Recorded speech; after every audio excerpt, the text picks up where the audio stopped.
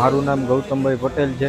શ્રી ગજાનંદ સેવા charitable trust દ્વારા છેલ્લા 9 વર્ષથી અમે ગણેશ મહોત્સવનું આયોજન કરીએ છીએ. આ વર્ષે અમે કેદારનાથ મંદિરનો પ્રોજેક્ટ તૈયાર કર્યો છે.